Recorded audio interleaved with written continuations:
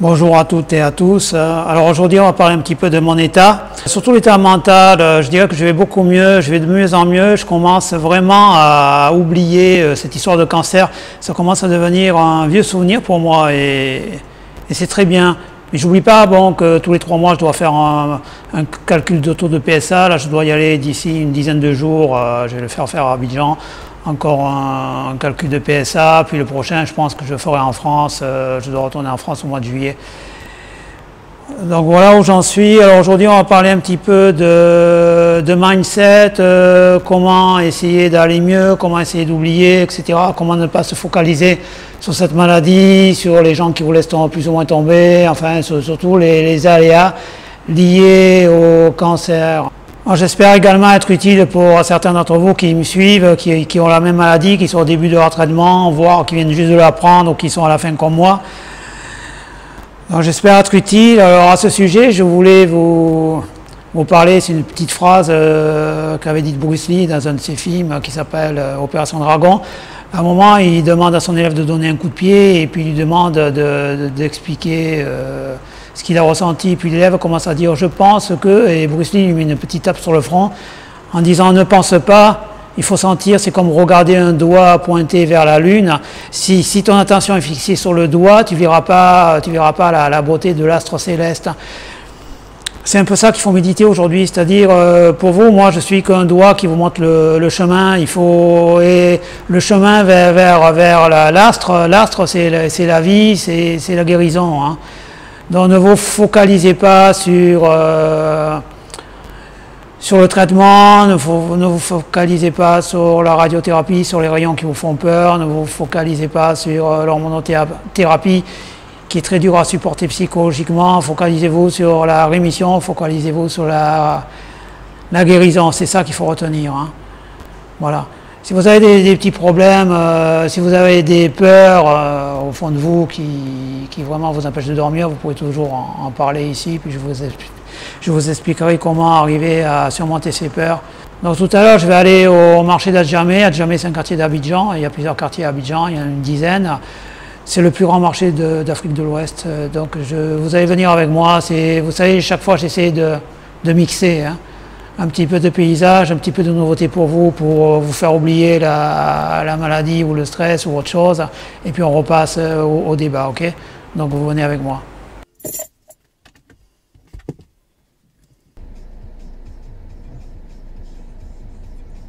Il y a la clim, j'espère que ça ne gêne pas trop quand je parle. Je suis obligé de mettre la climatisation, sinon l'enregistrement va s'arrêter. Extérieurement, il fait 34 degrés, hein. Ça se voit pas trop.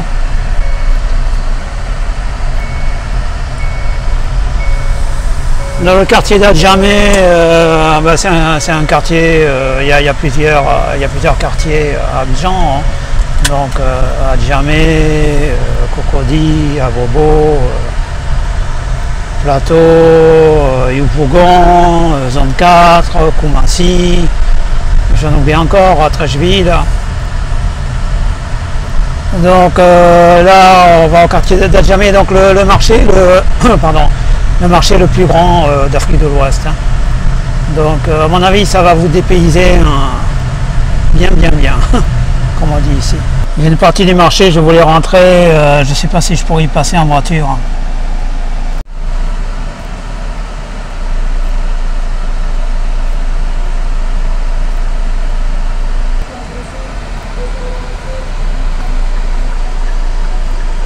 Bon, allez, on tente le coup, hein, on s'incruste, hein.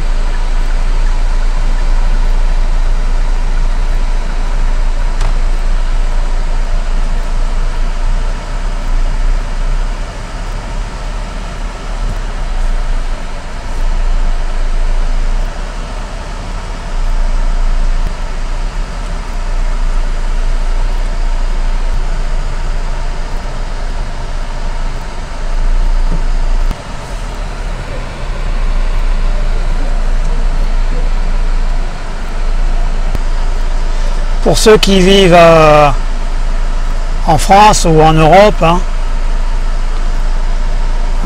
ça vous change. Ça doit vous changer vraiment, quoi. Je reconnais l'immeuble vert, j'étais passé une fois.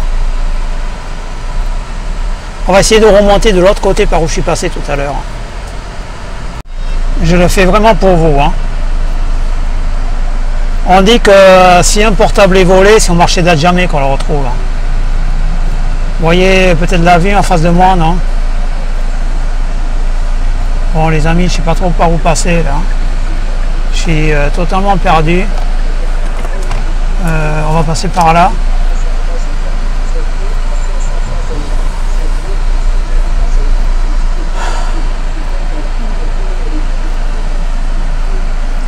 Je ne sais pas si je peux m'en sortir par là.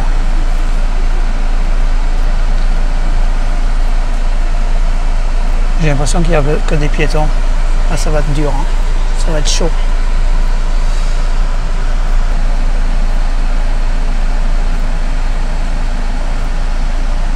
Je suis bloqué dans un océan humain. Bloqué.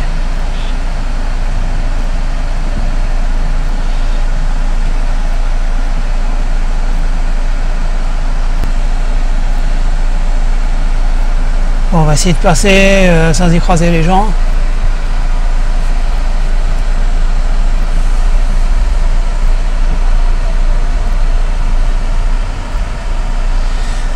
Bon, si je me sors d'ici, je rentre. Hein,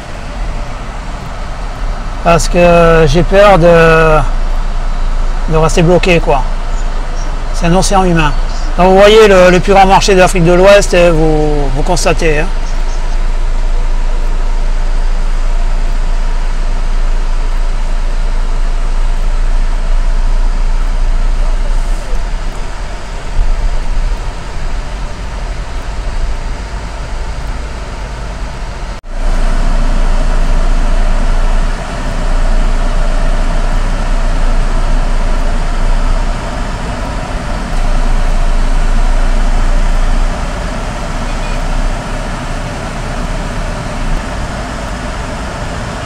Je perds ma voix ici.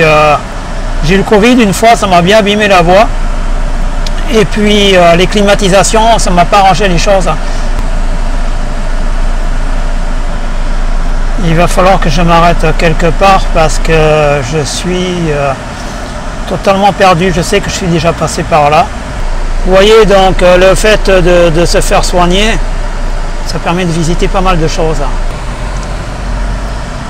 Bon les amis, ça y est, j'ai réussi à m'en sortir. Hein. Voilà. Donc j'espère que la balade vous aura plu. Je ne reviendrai pas tous les jours. Hein. Parce que tous les jours c'est comme ça, le marché ne s'arrête jamais je crois. On va essayer de quitter à jamais. Voyager avec moi. Non, je disais, ouais, le fait de se faire soigner, lorsqu'on va mieux, lorsqu'on est en rémission et même pendant le traitement, on peut, enfin pendant le traitement, pas vraiment, pendant l'hormonothérapie, bon, on peut voyager, quoi. Pendant la radiothérapie, non, parce que vous avez une séance tous les jours pendant, moi j'ai eu 40 séances, il me semble, oui, 40 séances de radiothérapie. Mais pendant l'hormonothérapie, la rémission, tout ça, vous pouvez voyager puisque l'hormonothérapie c'est une fois par mois. Ou si vous prenez une dose plus concentrée, c'est une fois tous les 3 mois l'injection.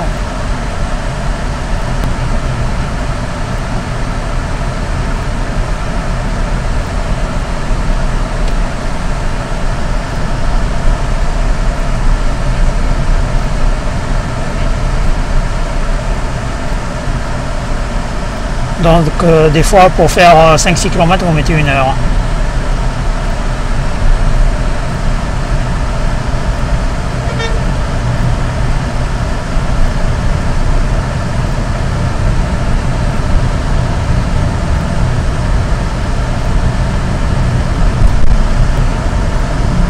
La prochaine fois je vais vous mener dans un hôtel qui vient d'ouvrir récemment, il s'appelle le Moon.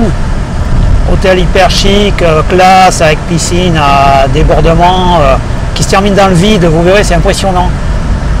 Les gens se baignent, ils arrivent au bord et au bord de la piscine, vous avez un vide de 30 étages. Il ne faut pas avoir le vertige, hein. Il ne faut surtout pas tomber de l'autre côté. Et vous avez une grande passerelle suspendue également. J'y reprends un cocktail un jour. là-bas, un cocktail ou un café, puis on discutera un peu. On abordera un sujet que vous avez envie d'aborder, vous choisirez. Donc voilà, moi je vais vers Cocody et puis je vous reprends après. De retour, j'espère que la balade vous aura plu. Pour terminer, on va un petit peu parler programmation mindset. On va faire la distinction entre le corps et l'esprit. Par exemple, lorsque vous mangez, le corps utilise ce que vous mangez pour fournir de l'énergie, pour se régénérer, pour la restauration des cellules, pour fournir de l'énergie au cerveau, au corps, et le reste est rejeté. Quand vous avez soif, votre corps a besoin d'eau, vous buvez l'eau, l'eau est utilisée par les reins, et une fois que l'eau a été utilisée à bon escient, ce qui ne sert plus au corps est rejeté. L'air, c'est la même chose, c'est-à-dire votre corps a besoin d'oxygène. Vous respirez et vous expirez. L'air vicié est rejeté. Maintenant, si vous regardez au niveau de l'esprit, quand vous avez des idées négatives, quand vous avez un esprit de revanche, quand vous avez la peur, il n'y a aucun système automatique qui protège l'esprit. Vous devez rejeter toutes ces pensées mauvaises et impures, entre guillemets, qui vous font du mal. Il n'y a pas de système automatique. Si vous mangez une nourriture avariée, vous allez vomir. Vous allez avoir des nausées. Même chose si vous buvez un liquide qui n'est pas bon. Vous allez le rejeter de suite sous forme de nausée. Et donc, s'il n'y a rien d'automatique qui protège le cerveau. Donc, il faut que ça soit conscient. Alors, il y a 3 possibilités qui peuvent vous aider pour rejeter les idées toxiques, la peur, l'esprit de revanche.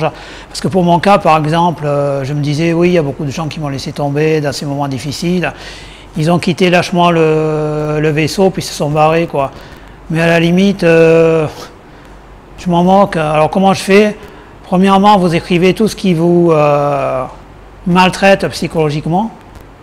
Vous le mettez sur papier, vous déchirez le papier, vous le brûlez. Première chose à faire.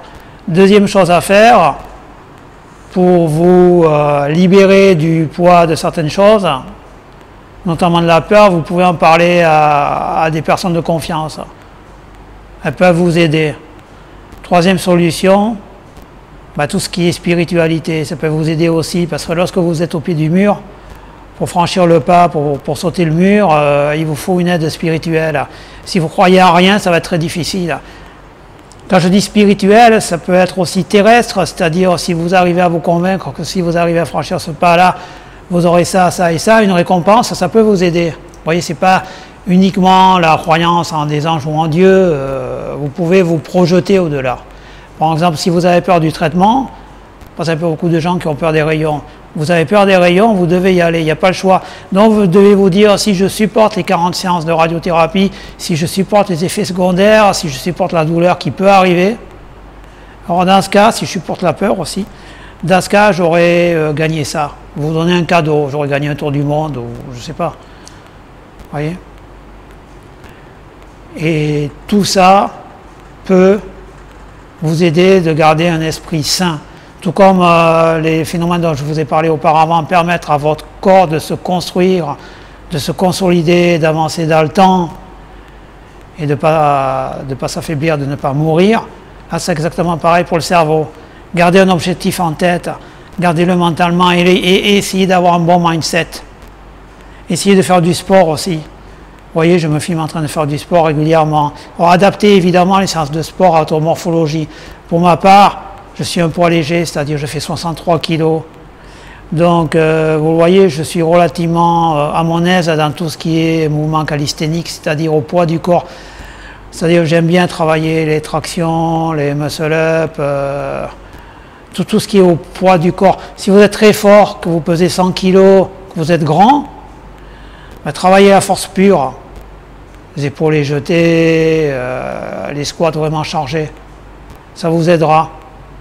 Tant que vous souffrirez dans le sport, vous ne souffrirez ni dans l'esprit, ni dans le corps. Voilà, j'espère que ça vous a plu. Comme d'habitude, croyez en vous. Voilà, je vais essayer de trouver un autre sujet la prochaine fois. Vous voyez, les sujets évoluent avec le temps, les sujets évoluent avec moi. Peut-être faire un sujet sur, ça va peut-être choquer certains, mais sur les bénéfices du cancer, surtout quand on s'en sort, on va dire. Hein. Surtout quand on s'en sort, quand on est on va dire, relativement en bon état. Il y a toujours des bénéfices au malheur, tout ce qui ne tue pas rend plus fort.